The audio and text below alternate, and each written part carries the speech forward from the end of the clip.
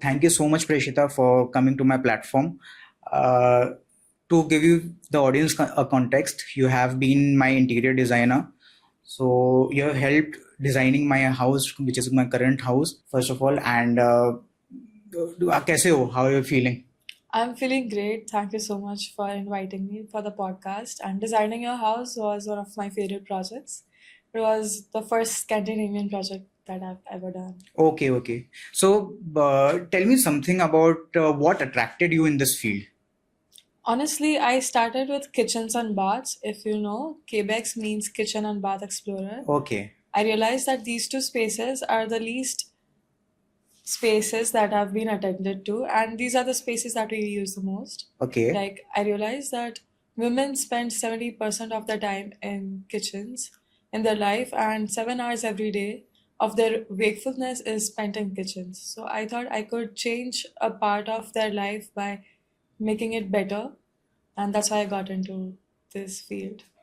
So people are generally really afraid to go in this field and really reluctant in exploring this field. So why do you think, what does this field has to offer to the people if somebody wants to enter this field as a practitioner? As a practitioner, this field offers great value in the meaning of depth that you have, like when you connect to people. Honestly, I've been an outsider all my life, Okay. and how I treat my clients got me into the way that I got into their entire lives, and I could see how they live, and that made me feel closer to them. So what it made you realize? It made me realize that I could form real connections with people, and it was a way for me to live my life. And yes. Oh, that's great. So, I always wanted to know this thing, ki how does our space silently controls us? As in, I do feel like in whenever I enter certain houses now, I do get certain sort of negative energy, and I do feel very low.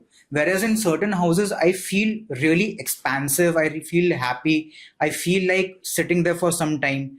And it also applies to our temples as well. Whenever we go to a temple, we see a shift in our energy. We feel a little bit calmer. We feel like we want to stay there for a few for a longer. So how do spaces control our life?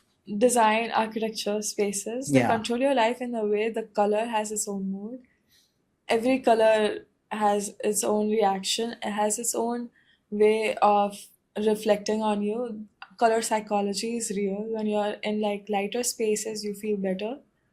And when the ceiling is raw, it makes you feel like the concrete ceiling here makes me feel more unfiltered than usual, and it is a good quality. When you observe the spaces around you, you see a part of yourself in every space. Yeah, I also observed this, Prashita, where in certain spaces or in certain houses where the colors of the walls are dark, you get a certain sort of sinking feeling. And in spaces in offices or in houses where the color of the walls are lighter shades, pastel shades or whiter tone, your mood tend to get affected a lot. You tend to feel a lot calmer, a lot expansive. That's what I observe. Is it correct?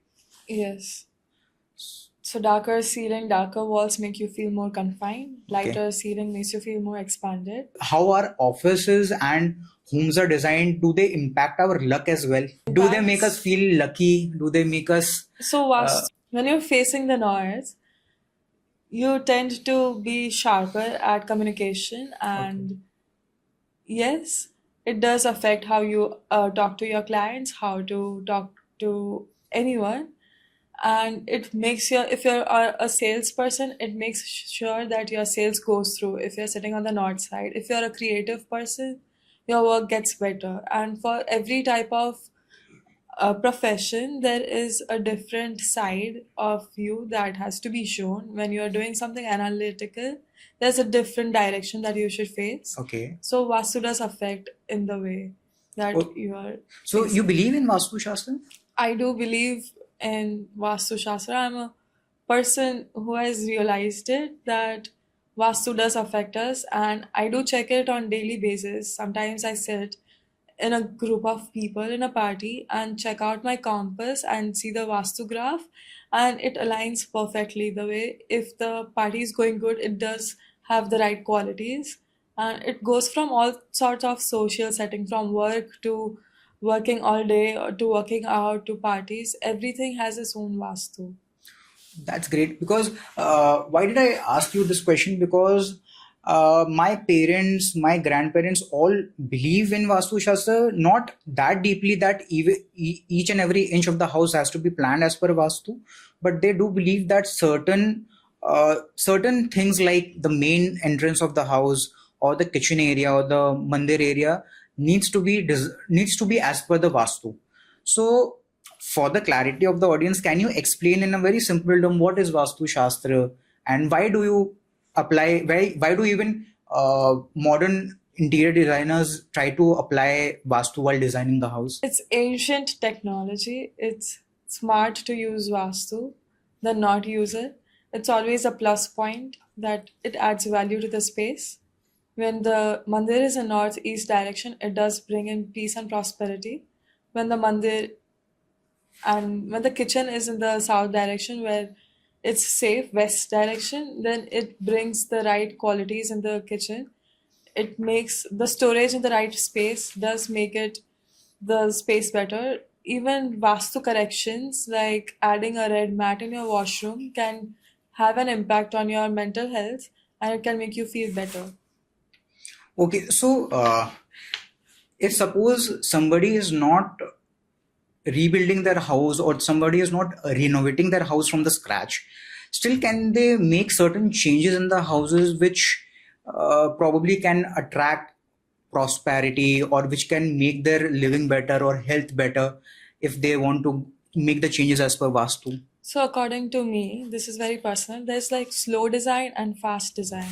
Slow design is the things that stay there, like the wardrobes, beds, and kitchen. Fast design is the surface level moldings, decor pieces, and the things that you can change easily.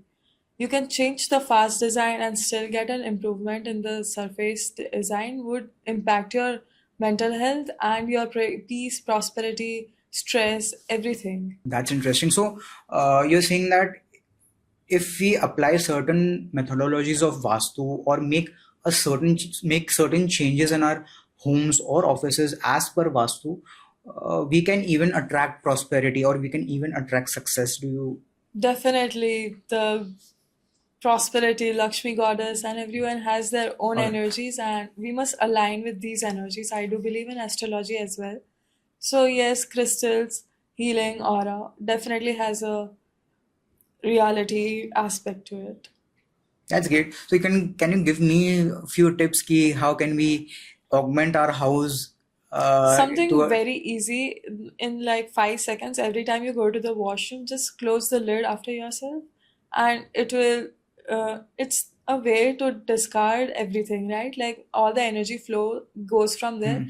When you shut the lid out, it makes sure that the good piece stays with you, and that's how, like, simple things like these, keeping your house decluttered. Like successful people always have this thing that their house must be clear and it has to align with their idea of like focus and success, so they it reflects their success and not just amplifies it but also takes care of what there is, what it already has. Like we have to be grateful what we already have, and that's when we can contain ourselves more and attract more peace and prosperity into our lives.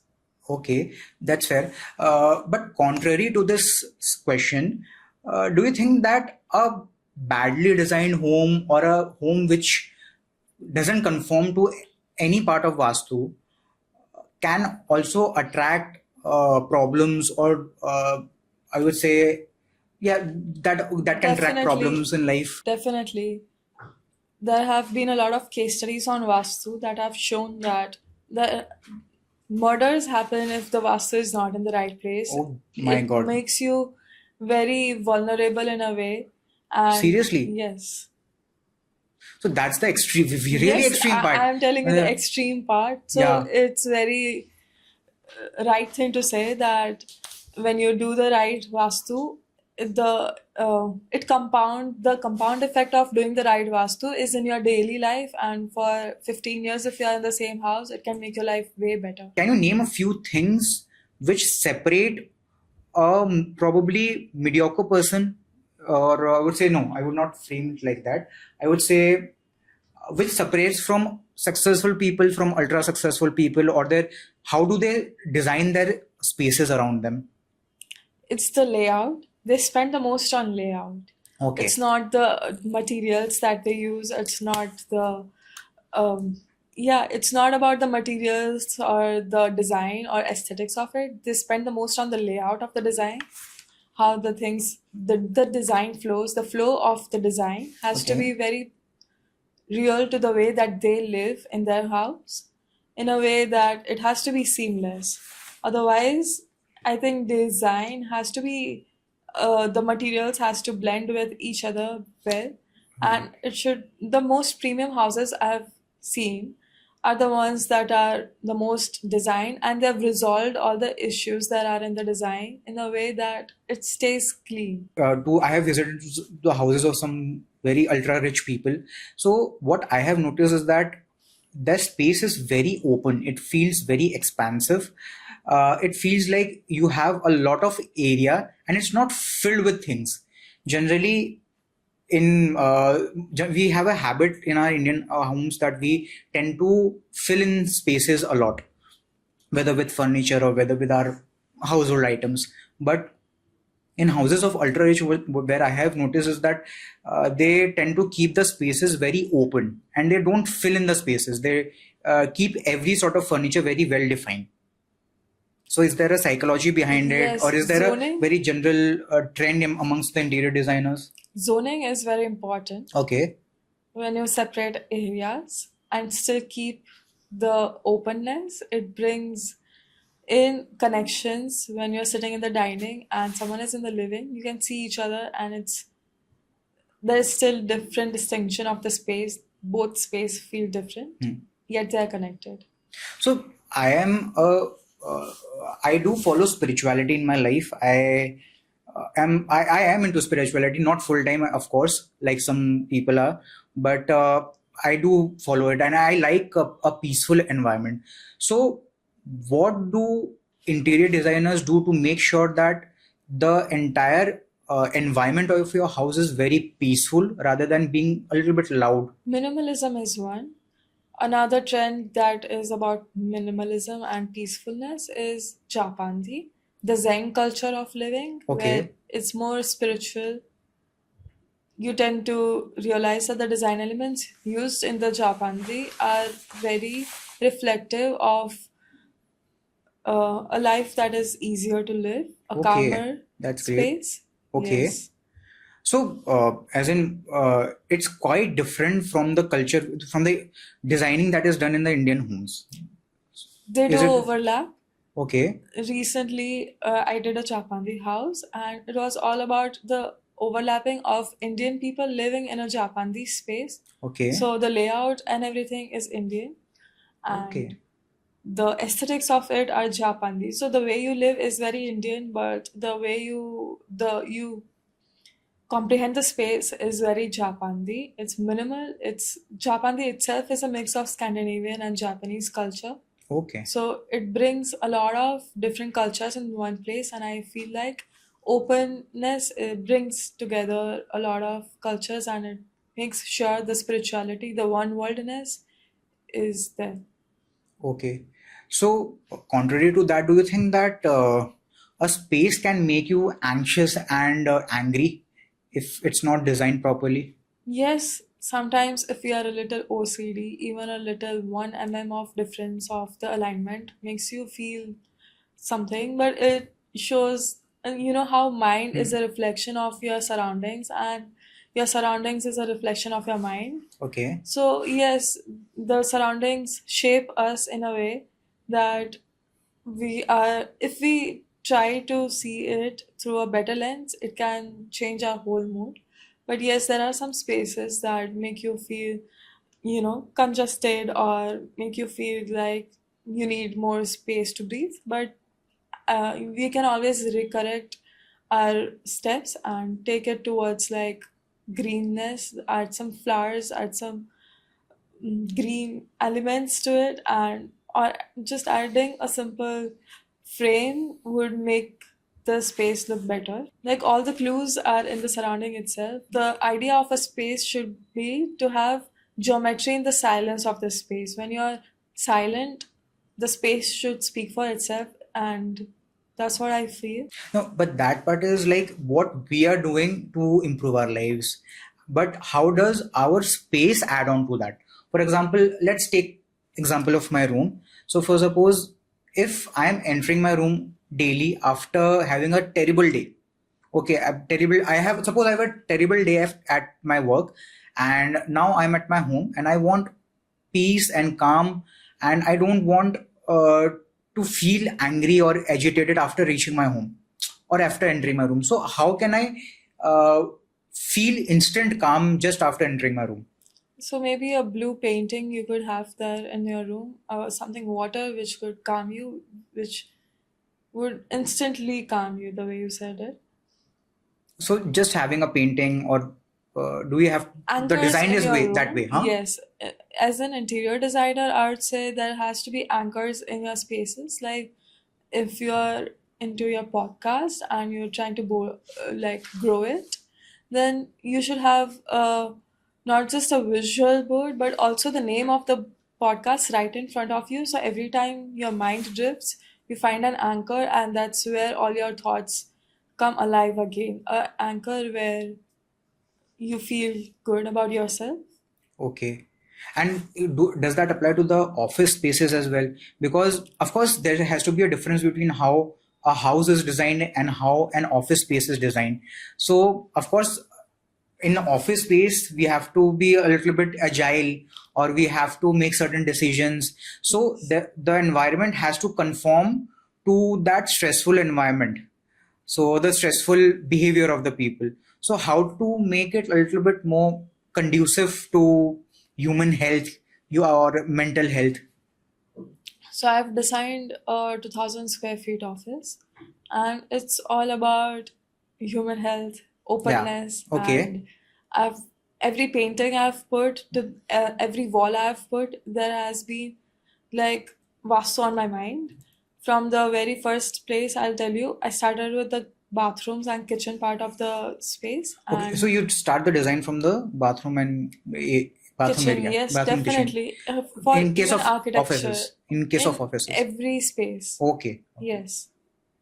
I feel that dining, kitchen, and bathroom, they are the heart of the house. Dining is where we all connect, and kitchen and bathroom is where we spend most time. And Okay. these spaces should be designed the best. So Prishita, let's take an example. I am setting up my office. I am a content creator, and I have hired you to design my office area. So, what are the those five things or five suggestions you will definitely give me to attract prosperity, or to attract more work, better clients, and as well as to make me and my employees a more calmer? First thing in any office I prefer is transparency. They're Okay, needed. So if you're in your cabin, you must be able to look out and see your staff. okay. It gives you calmness instantly that your staff is working, you know exactly what everyone is doing, Okay. and Don't you think that that affects the privacy as well?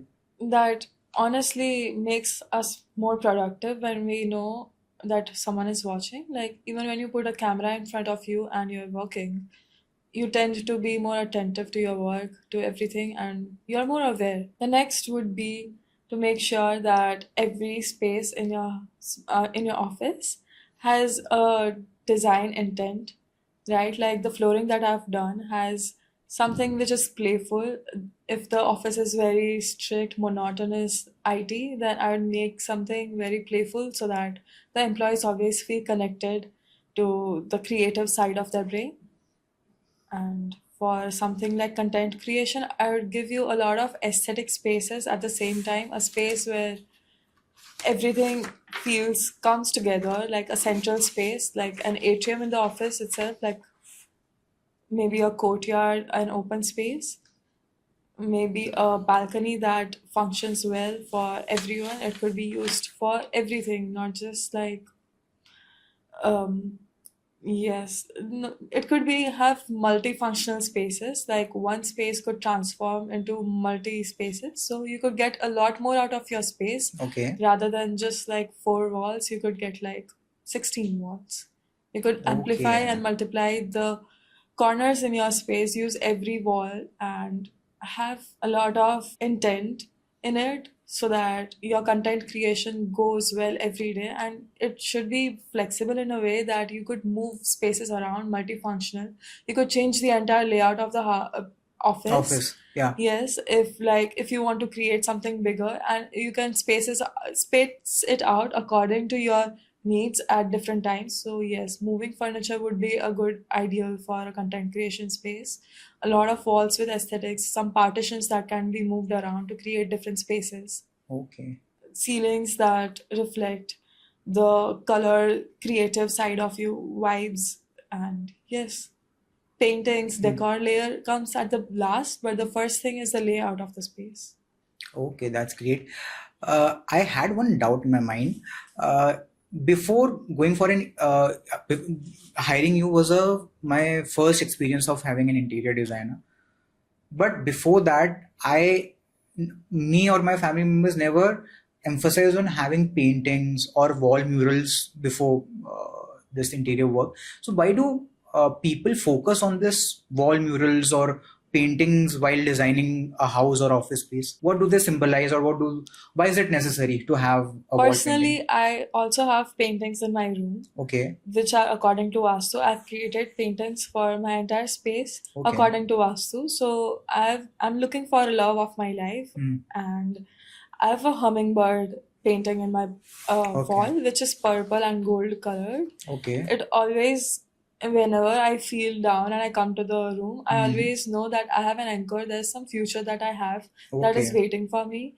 And okay, similarly, when you paint, give an intent to something and paint hmm, it, like every space hmm, has its own aura. Like for your design, I had given a tree of life so hmm, that it brings you closer to the spirituality aspect of life. For every room, I had designed it in a way that it has a deeper meaning than it seems. It's very easy to get a painting, okay, and it's very affordable. Like it's like a vision board, but it's okay, symbolic and it's abstract. So you can you know what it is, but to everyone it feels beautiful and aesthetic, but you know okay. how deep it goes. Okay.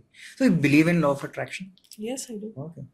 So do you have as in do you try to put in certain elements of manifestation or law of attraction into your For designs and every house, yes, I always make sure I believe in community and unity. So I always make sure there's peace and prosperity in every space I design. so ultimately there is a element of spirituality in every design of yours. I also add numerology. Okay. Yes. So can you give an example of numerology? Yes, for my office, there are vertical, these flutes here, right? Like Okay. I've added vertical flutes there. It was Okay. out of practical use that there were two different surfaces, like real brick wall and an MDF wall. And the part of the design is to make sure that it seems like it's seamless. So when you paint on brick and MDF, it tends to crack over time. To hide Okay. that cracks or to not see that, I've added a molding to it, and I made it in a way that the entire space has 9 moldings. I Okay. only needed two, but I added 7 more so that it reflects the numerology part of it.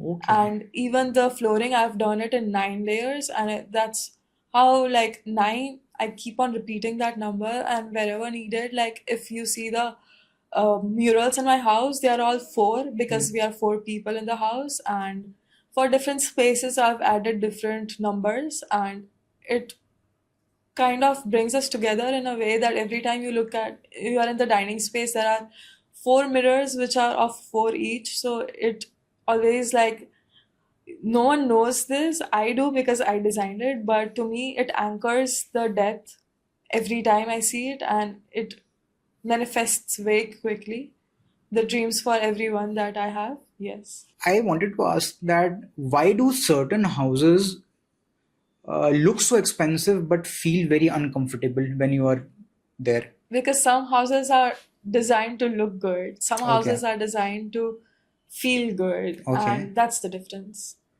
So there's a certain sense of discomfort whenever you enter certain spaces. So is that because the designer hasn't put much thought into designing the space, or they have not aligned it properly? What's the reason? What do you think? So the designer does the job, but the execution also plays a part. Okay. The designer's experience of the space might be different than the executor's experience of the space, and the compatibility of that gives a space way better feel. Like, I've worked with people who I've designed spaces for, and every time someone goes to their hospital clinic, they tell them that the vibe here is so good. It's from the layout to the material selection to the execution. I've been Okay. a part of all of it, the process, and every little detail has been accounted for. Hmm. So that makes a difference when we are all on the same alignment. The person that is living there, whose space it is, the owner, the designer, and the person who is executing it. So I always ask people to hire me not just as a designer, but also as a turnkey project manager executing the entire space. So I can have more control over the space, from the practical aspect to the vibe coding of the space to Okay. everything.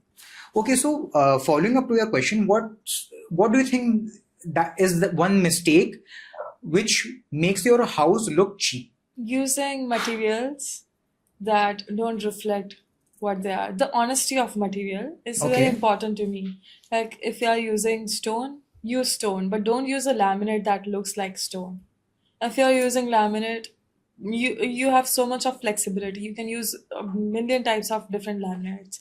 Choose the right laminate that says that the material is honest about what it is. So do you think that colors affect mood and productivity a lot? Definitely. Okay. So Green color okay. is a very productive color. It also has depends on your astrology as well. Some Okay. people, same way that we wear crystals, the colors, there are some colors in our zodiac which are good for us, and we could always find that out and design a home accordingly. So as in, if we have to find the perfect colors for us, then what's the entire procedure? For example, if you have to suggest me that, for example, I ask you that what sort of colors should I use in my office space or in my home, then how would you come to a conclusion that this color would suit me, or this? For me, it honestly, it's a balance of all colors. I am a very rainbow, happy-go-lucky kind of a girl, and I've always seen rainbows around me. And yes, like, you have to have all the colors around you, not just one, because sometimes any one color, if your Rahu is aggravated, it can make you feel different. If your Shani is strong, it can make you feel different. And Okay. depends on different moods, the colors must change. Like, for me, colors have a mood on not just interiors but also fashion, Hmm. right? Like, my entire week has been the same since a couple of years. I've been wearing the same colors of clothes on every day of different days of the week, and it Okay. has made my life and decision making so much better because I don't have to look for clothes every day. I just have to look for the, okay, it's Tuesday, it's red color, let's go with that. If it's Friday, it's pink, I have to find something pink. Okay. Yes. So, do you consult any astrologer or vastu expert on daily basis, so to in order to This is also based on Ayurveda. okay, based on Ayurveda? How Yes. exactly? Ayurveda and color psychology has a deep connection as well. Like, Ayurveda and color psychology. yes, Let me get this clear. Ayurveda is like, as in, it's a sort it's of, healing. yeah, Yes. it's So in Ayurveda, if you are like pregnant, different colors in different months affect your mood, and similarly, different colors affect your mood in every day as well. So it's a part of the procedure of Ayurveda. If during pregnancy there are different months where you wear different colors, like yellow in fourth month, white for the fifth. These are examples. oh, But yes, Okay. It is given in Charak Samhita, which was written 3005 to 4000 years ago, and we have been following these since a while now. For 2 years, me and my mom, we both wear these colors, and it has made our lives way better. Okay. So do you consult a astrologer or a Vastu expert before Yes, I finalizing have a an design? astrologer. I do have a Vastu expert. Okay. So, suppose if I have to design my entire house or I have to design my entire home office, so do you think should I first consult an astrologer and Vastu expert and then approach you? For you, Yeah, I've given you a Vastu report as well. I already consulted the astrologer okay, and the Vastu. okay. So yours is definitely Vastu aligned. Yeah, you did give me some certain suggestions, but just for suppose ki, if I am a Vastu and astrology fanatic, there are people where I have seen people wherein they consult astrologers and then they consult the entire team of Vastu experts. They tend to do civil constructions and civil alterations on the basis of guidance given by Vastu experts. I've even seen that, and I have seen people paying about upwards of 2 lakh rupees, 3 lakh rupees for a single Vastu consultation as well.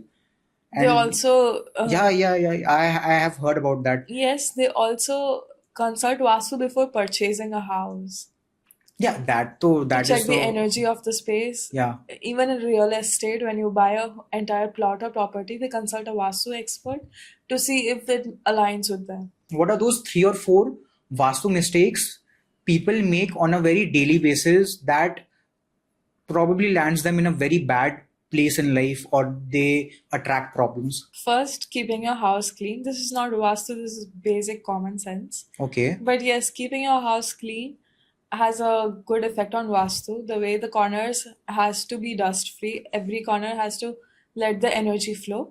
That's one thing.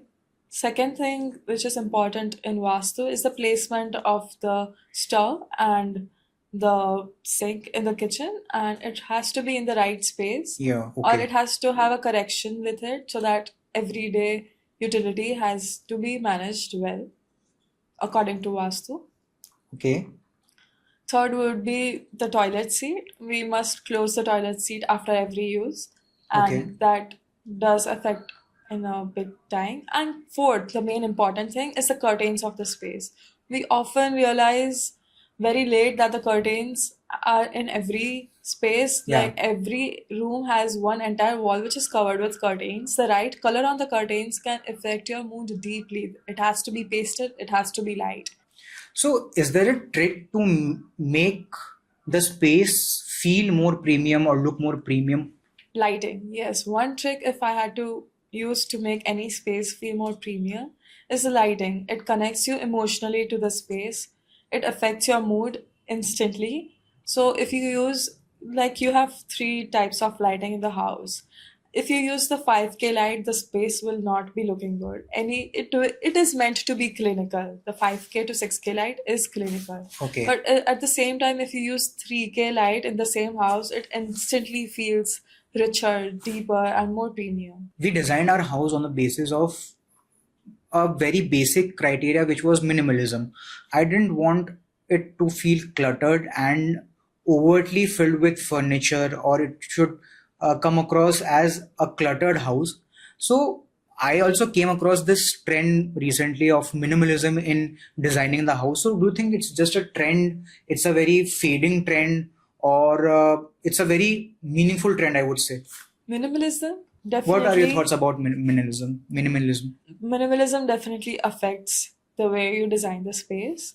I feel like everything in the house should have a meaning behind it. Okay.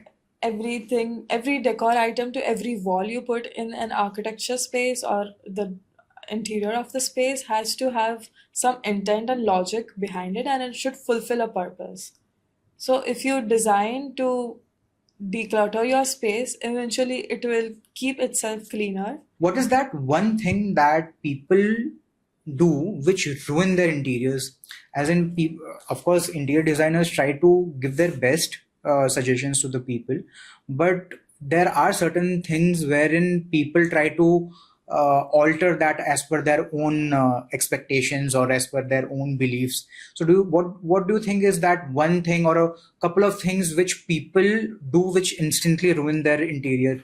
Right, for your space, I can take an example, right? Okay. So the flutes in your space were supposed to be a darker shade, Okay. a brown shade, and now that they are light in the right wall, a light color really looks good. But when the space entirely is already white, Hmm. a even brighter shade is against the entire point of giving their flutes, because it's supposed Okay. to give you Okay. contrast. Okay. And similarly, whenever you're choosing the final finishes of the house, you must consult the designer so that they give you the right options to choose from, so that it is your choice, it is custom, it is subjective to you, Okay. but at the same time, it's right in the with the alliance with the vision of the designer. There is one problem which I have noticed with multiple people.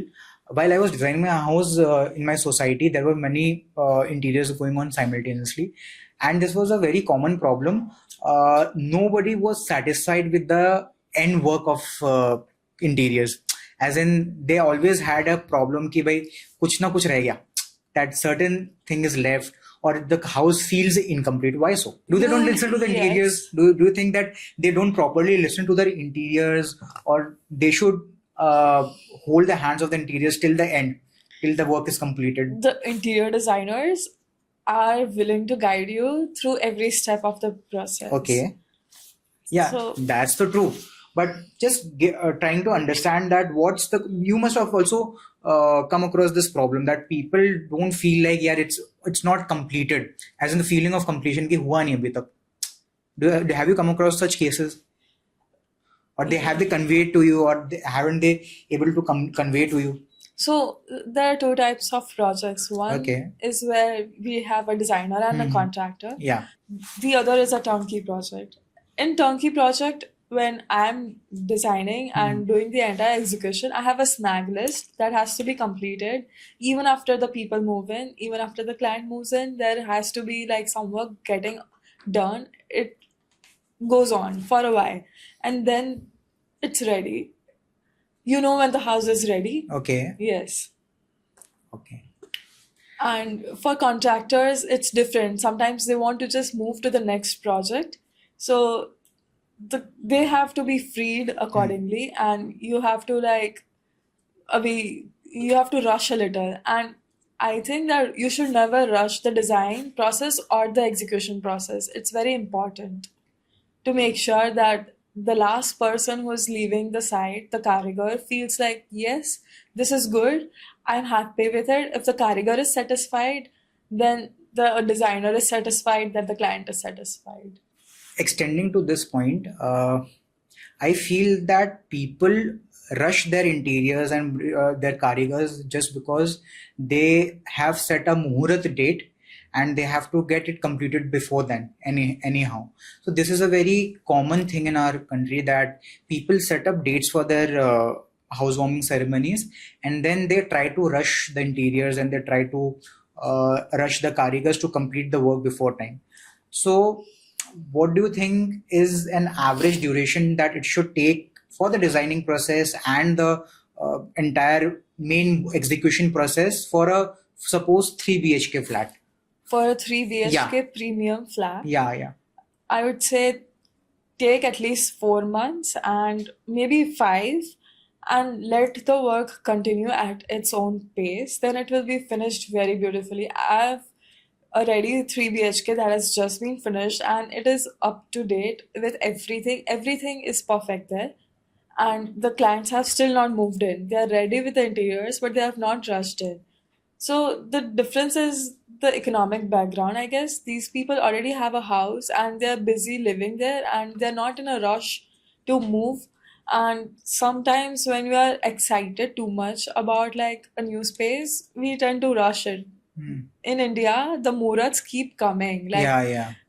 अभी है तो फिर एक महीने के बाद वापस से कोई और Correct. उससे अच्छा मुहूर्त आएगा. Definitely. So maybe just wait a month more so that Okay. you can have like that 10 to 15 years of life way better for that 1 month of investment. It guarantees the calmness of your mind for a longer time. Yeah, So because it's like an investment. The time, the money, the energy, all of it is invested and parked in a space. So let it take its ripe time to move in. And yes, yeah, because I have noticed that people tend to get anxious if the work doesn't complete within, suppose, 3 months or 4 months. They think that this work should not take more than 3 months, or this work should not take more than 4 months. Especially in Gujarat, I think the average duration of work getting completed, people expect it to be around 60 or 90 days, 60 to 75 days. I have projects ongoing that they want two projects that they want the 3 BHK done in 1 month.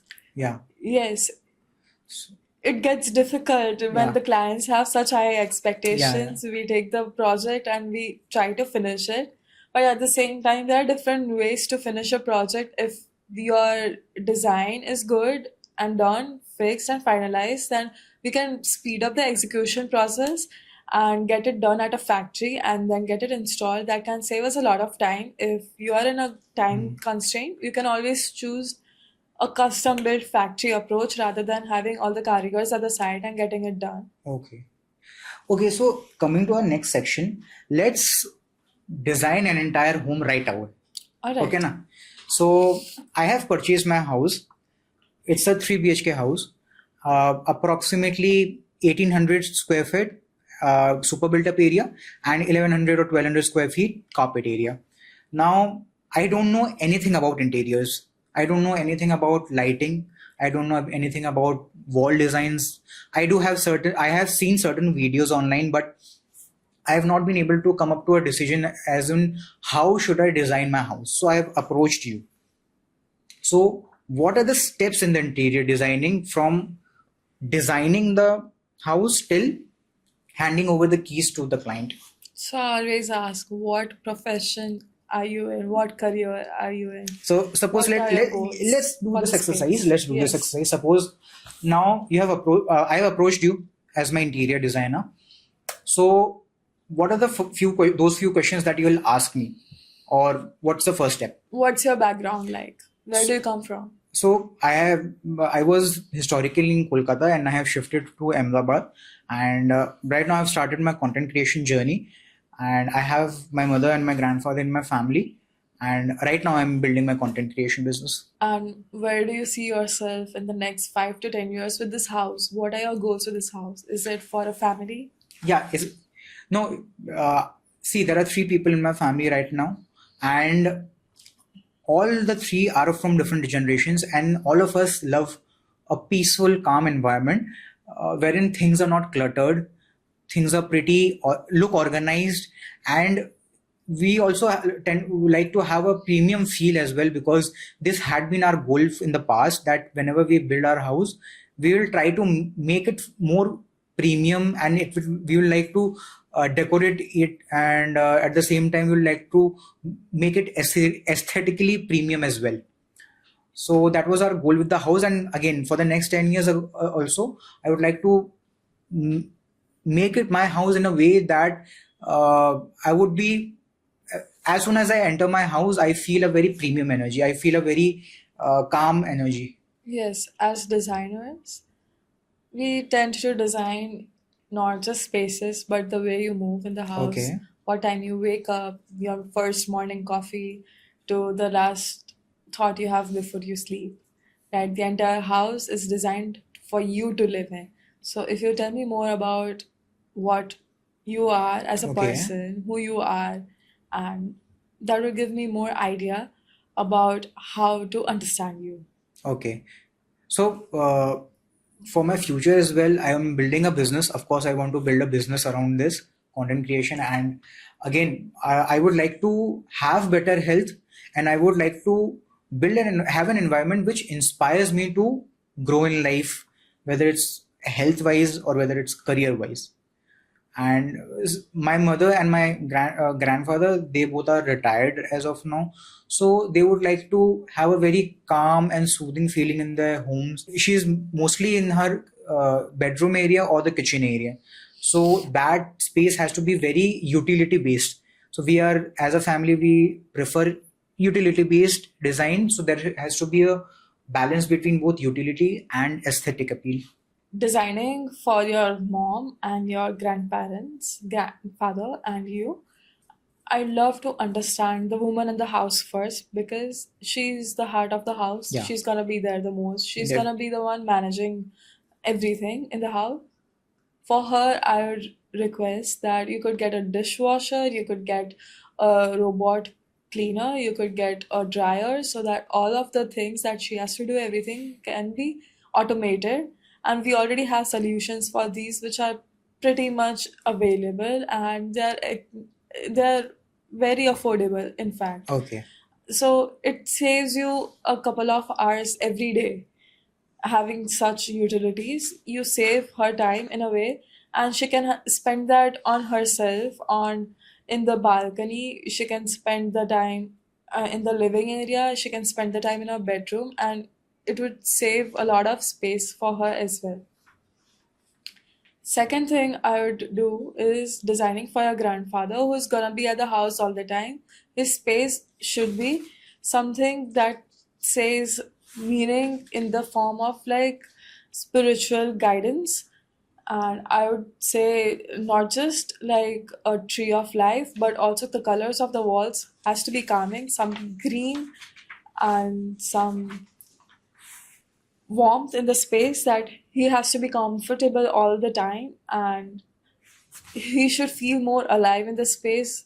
A lot of different spaces in the house itself, like you know pockets, different pockets of life in the house would make you feel like you're living in 2 to 3 different houses at the same time. You move from your bedroom to the living room to the balcony. You have been in 3 different zones. It feels like you have traveled and you're still in the same space. Every vibe should be different for the house. Okay. At the same time, it should be unified with the colors, with the feel, the flooring, the warmth. For you, I would say we live in a culture where work is a part of life now. Yeah, It's yeah. not just work and life. We cannot separate both. Yes. Correct.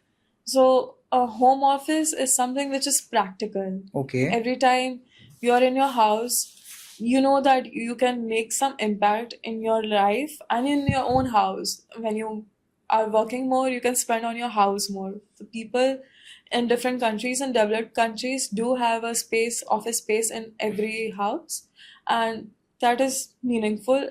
Here we do have space constraints, but even in your own room, we can designate a desk which is big enough for you and for your needs every Okay. day, so you can work whenever you feel like. It's an option that you can tap into anytime you want. Okay. So now we have a basic design ready of the house. We have placed the furniture. We are done with the colors, and I am also happy with the design. Now, what's the next step? The next step is your budget. These are something which are non-negotiable. The beds, wardrobes, all of these things Yeah. have to be there. With a budget, we can change the way the house looks and the way the color Mhm. reflects. Like for different houses, we use different textures. In my own space, I've used the entire texture throughout the entire space on every wall. So if the budget is more, we could have more texture into the space itself, and not Okay. just materials on it, but the material itself, that is, has to be light and airy, and the feel has to complement you. Okay. So we are suppose set with a budget. For suppose, uh, how much would it take for a 3 BHK flat of about 1800 square feet to look moderately premium? Moderately premium, okay, it's subjective what moderately premium is for Okay. you, and with very less budget also we could make it look premium, but budget is something, the more you add the better it gets, Okay. right? Yeah. Like we could That's have art pieces, like you can have a Monet and it could cost $1 million and you could still, yeah. yes, There is no higher budget while we are designing our house. yeah, But still, if suppose I have a 3 BHK flat, and even I'm not going into very premium materials, as in I'm not going into high end molds, or I'm not going to high end 3D mural works, just plain some wall moldings, paintings, basic furniture like beds, almiras. So can I design it within 15 lakhs? It would be tight, but we could. Okay. So if suppose I have a 3 BHK flat, I can at least think about designing it properly and giving it a moderately premium look within 15 lakhs or It so. would be moderate. Yes. Okay. That's great. Okay. So where should you spend the most money in your house? As in while designing your house. In the layout first, the Okay. way the layout is built and designed is where the money should go. The second part is kitchen. That's Okay. something which is used every day. That's where your health happens. That's where your everyday life, emotions, you know, जितना भी प्यार से तुम खाना बनाओ वो खाना तुम्हारे अंदर जा रहा है and it makes your entire day smoother. So respect the person who is in the kitchen all the time Okay. and it will make the space way better. The entire life of everyone in the house depends on the heart, which is the kitchen. Okay. Then what is that biggest waste of money people put while designing their houses? I would say to make it look good would be a waste. If you're trying to make something with like just to look good, it will be a waste. But if you want to make something that feels good to you personally, then everything is good. It comes back, it's an investment on yourself. Every time you sit there, you realize you always want more of such good feelings around you. And yes. So, what is that one thing that you should never compromise while designing your home or designing your office? One area or one thing we should never compromise. For suppose if I have a budget of 15 lakhs and that The particular, electrical. okay, Yes, like you have to use good wires. Recently, I saw a fire in my own building because of faulty wiring. The interior was great. It was a young couple, but the faulty wiring made them lose their entire life savings and everything. Maybe the cash, okay, it's very risky. So the safety point of view, I think electrical wiring has to be good. okay. You must spend on the electrical wiring. So I had this one question in mind, which is peculiar. Of course, it's not for designing purpose or designing it from scratch, but for suppose a person or a family that moves a lot. For example, in every couple of years or 3 years, they have to switch places or switch cities. Then how can they intelligently design their home? Not that they have to put in the wall moldings or do the colors, but within a specific budget, they can probably set up a good home. I come in that category because we switch house every 5 years. Okay. Yes. And always make sure that the furniture, wherever we go, we don't get furniture, we build our own. And some things stay with us, like the bed and the wardrobes, but everything else is custom according to the space. So there are some things that you can take everywhere you go, which are standard in size, Yeah, and yeah. some things which have to be custom according to the space. Okay. So what do you suggest? As in, The lighting again has to be made sure that it's perfect so it looks expensive. The moment you enter, it looks like a house that's already lived in. okay. So suppose I have moved into a rented flat or an apartment, and I have my beds, sofa, wardrobes with me. So what are those few things that I have to keep in mind or have to do in order to give it a very calm feeling, in order to give my home a very calm feeling? I guess you could add to the balcony Okay. first. Have a lot of living life around you, plants all over the house. I do have Okay.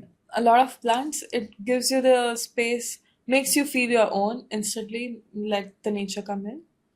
The second would be paintings. I have like paintings which are my nannies, like heirlooms. Okay. Yes, keep them with us wherever we go. We hang them on the walls, and it instantly feels a vibe that has been with us since a while. So the roots have to be there. At the same time, the new things, have to reflect you as a person today. It doesn't have to be for tomorrow. Whatever you're doing, live in the moment, live in the present, whatever gift that God has given, enjoy it. And then tomorrow will come, will make it better. Don't overthink on where you're spending. Just do what feels right to you. So suppose if I am moving after every 2 or 3 years, so you're suggesting that I should get few plants and few furnitures or paintings which are easy, which I can transport with me, and then whenever I'm entering a new house or rented apartment, I can just do a basic painting of the walls and just shift my entire furniture there. So there's a little bit less spending, I would say, just on Yes. the coloring part. Colors also, you have to choose the right shades. Okay. A light beige throughout the house would be great with some Okay. white walls. So, whenever we design our house now, we always assume that once we are done with the designing and once we are done with the interior, it is set for life for at least 15 or 20 years. We assume that, as in many people assume that. So, what do you think after what is that exact duration, or is there any duration in which people should keep changing their interiors? I intend to turn my business into a renovating business as well, where some things stay the same. You can change the laminates. Of course, you keep the structure, which is made in a way to Hmm. last 15, 20 years. The other things we can evolve with Hmm. time. Definitely, it could match our aesthetic. We could make some structural changes as well. And similarly, it goes for every furniture, every architecture, that you could keep the foundation the same. You could maybe make some changes into the walls or the layout of the space, and it would instantly feel better. What are those certain areas where people must be very cautious before overspending? As in, you notice that people overspend on this area a lot, probably the entrance area or probably their bedroom area. So, Entrance, that it should be made for you, and it should be made for the people who you're gonna host, your family. We live in a culture where we host a lot of festivals, and the space should people design for living room as if they're like gonna showcase their entire life in the living room, but you must design in a way that they're gonna enter every space of your house. Hosting your family or friends, they will come into every space of the house, and you should design the entire space beautifully. It has to be wholesome, and it should contain people, it should be friendly to the host, and it should be welcoming. so you're talking about entrance, right? From entrance to every part of the house, from the guest bathroom to every space where an outsider is gonna go, where you live, they have to feel at home, right? Like the vibes must match with who you are as a person. They'll instantly recognize you in the house, and it will feel better. Prishita, do you recommend certain idols or certain statues to be put in front of the entrance? I cannot recommend anyone anything. I can suggest that whatever that you believe in would be something that you have faith in, right? Okay. And whatever culture that you come from, if you would like it to reflect in the entrance, you can always make that possible with motifs, with the safety door, with an idol at the top of the door. It is vastu friendly at the same time. It will make you feel better, and a happy house is a house where you feel happy. So, what is that first look as soon as someone enters the main door of the house? For example, what should be the first look, or what should be the first thing a person should see as soon as a person enters the main door?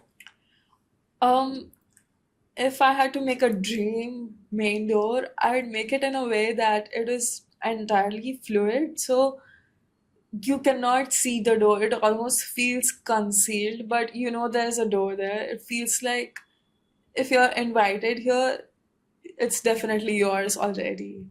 Okay, so can you give us a few examples of that? As in, can you elaborate upon Like that? a 3D Okay. MDF door entirely with like painted on it would be a right addition to any house, because it would definitely make your first impression of the space more aesthetic. At the same time, it would be a strong move in a way that it would show that it is a house that has been thought about well. So, do you think that your home defines your identity in any way? Identity, Uh, or I would say mindset or personality. you know how they say that if you want to be successful, dress like it. So if you want to be a good person or a successful, ultra successful person, you might have to change little things in your house in a way that it reflects and it shows you the direction where you're going. Okay, so should a person's designing priorities change as they evolve? Should their home also grow along with them? Definitely, designing, budget, the way you spend on it has to change. It's all in the mindset. And you evolve over time. And definitely, when you act in a way, you would want different things around you. You'd want a pull up bar if you are into health. You'd want a space for all the protein shakes that you get if you are in a gym Yeah. person. If you are an artist, you would want a separate studio for yourself where you can create, where you can make a mess. And the other spaces are the spaces where you keep them free and feels good all the time to have a clear space around you. Okay, so I read this in a book, Atomic Habits, that your environment matters much more than your willpower. So if you have to bring sustainable change in your life, then instead of focusing on willpower, you should change your environment. You should focus on changing your environment. For suppose we just talked about having protein shakes or a crossbar if you are into fitness. So you should make such changes in your environment which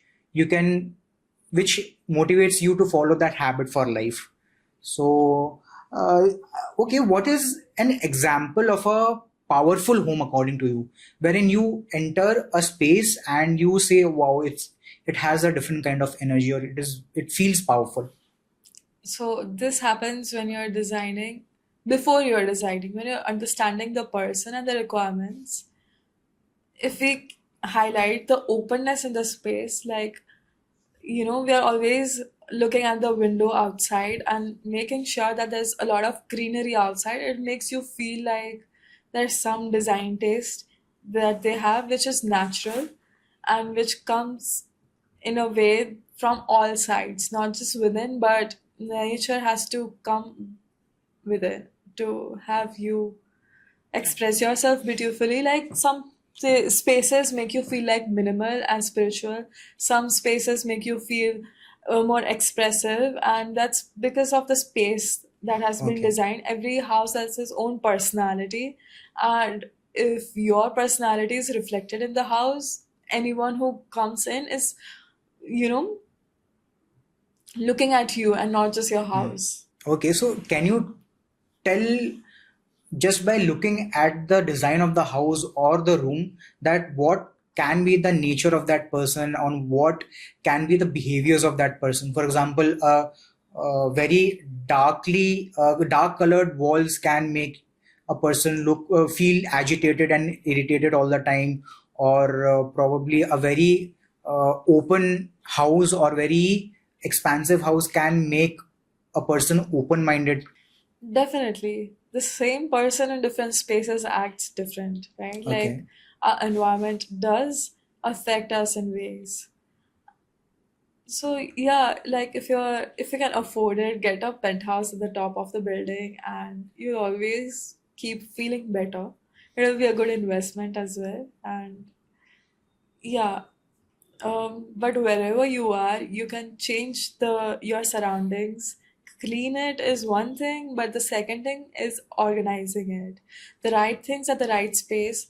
Your habits should reflect in the space that you are at. If you listen to music a lot, have a speaker in a space which is in your bathroom, maybe have lights that make your entire bathroom experience vivid every day. So your inner life matters a lot in architecture. Other facades of living, and yes, they do come down. And at the end, when you're alone with yourself in the kitchen making something at like 3 a.m. or like bathing alone or going through whatever, your architecture is gonna be there, the right light, and maybe you will feel the difference in the mood immediately. Okay. So, in our country, there are not, we cannot see bigger spaces very easily. For example, spaces are smaller than other places. So, how do we effectively design small spaces? So designing small spaces is very crucial. I started with kitchen and bath design, as you know. It was about designing small spaces and making them feel spacious. It's the way you make everything seamless and at the same time make it light. And yes, it can be any space, it can be more functional, more utility, more aesthetic, even if it's small.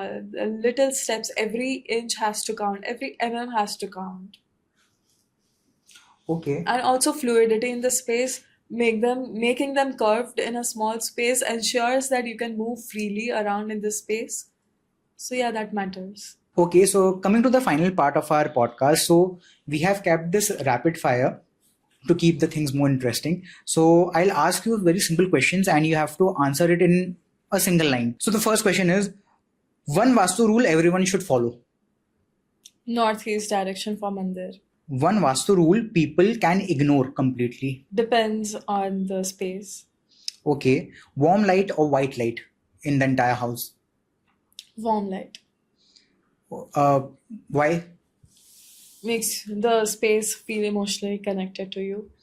Okay, marble flooring or wooden flooring. Depends on the space. For bedrooms, I would go for wooden flooring. For living room, I'd go for marble flooring. What would you personally recommend, minimalistic or luxurious look? Minimalistic is luxurious, less is more. That's great. One color to avoid in bedroom. Dark colors. Black or Black, purple. yes. We Okay. could go for dark emerald or dark wine, but not black. One must-have item in every home. A gold pyrite rock in the living room Why? brings in prosperity according to Vastu. Okay. Biggest design mistake people are doing. Heavy wood in the furniture Why? is susceptible to fire and damage. Okay. Curtains or blinds, and why? Depends on spaces. Okay. If you have more volume in the space, you could go for curtains. If it's tight, we could go for Open kitchen or closed. open. Connects the users very well. One thing that instantly kills the positive energy of the house. Finishes. Okay.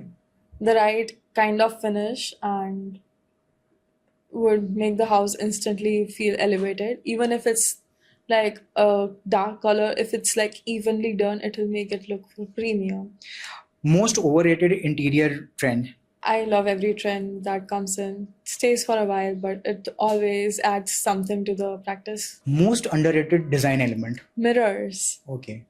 They can be used in different ways at different spaces according to Vastu, and they have beautiful results on everyday life. Maybe you could have a mirror to take a picture in every day. It could show your progress. One habit people should build at home. Cleaning your own room, as Jordan Peterson says in the 12 Rules of Life. Okay, that's great. So, fill in the blanks.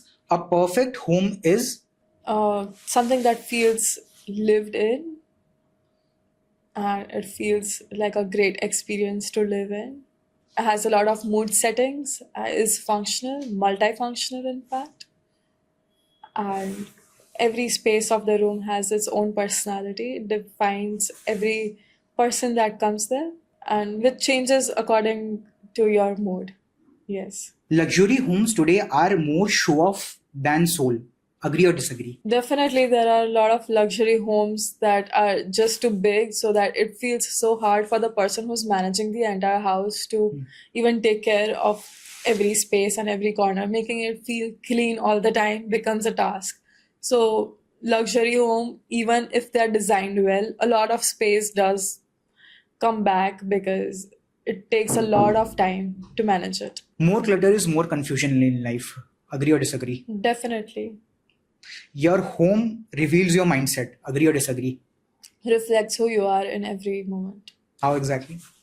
If you're more aware and mindful of your own space, every change you make defines a change in yourself, and it's a kind of worship the way you live in your own house to how to build your own house and everything. Okay. A calm house creates a powerful mind. Agree or disagree? It does create a powerful mind, but in the end, you have to do the hard work. You can judge a person by their room. Yes or no? Definitely, the books on their shelf show who they are. Spending more money is equal to better home. Myth or fact? Uh, Definitely, if you spend more money on it, if you automate your entire house, if you spend more money on it, it is a better home. Interior designers are a luxury, not a necessity. They are a necessity. Every luxury has been taken for granted until it becomes a necessity. Ignoring Vastu has real consequences. Agree or disagree? It does. I agree, it has real consequences, and you should be mindful of Vastu and consulting the right people. Or one design change that instantly upgrades your home from a moderate to a luxury. The hardware is used in the house upgrades your home immediately. If you're using soft close everywhere, no matter how hard or how angry you are, if you close it, the soft close makes your mood better. So the name of your organization is KBEX Architecture, right? Yes. Yeah. So what does KBEX mean? KBEX means Kitchen and Bath Explorers. I Okay. started with Kitchen and Bath, and the idea and vision of the brand is to take kitchen and bath into consideration, Okay. and it will always be our forte. Okay. So what's the story behind KBEX? How did you start it? As a 17-year-old, I started KBEX feeling that after seeing a movie, Paid Forward, I realized that whatever we give into the universe comes back to us. So whenever I felt like I have been given something, I felt like it was my responsibility to give back to 3 more people. And that's how KBEX started, as an expertise to give back to the women who have been giving me all their lives and have never been, you know, like acknowledged clearly. So this was an ode to the women, to the people who help me be my best self every day. And the spaces that they live in. And I want to beautify every woman's life out there with the right kitchen and right bath. I think they can make a difference in the world. That's great. That's a great idea. Yeah. Yeah.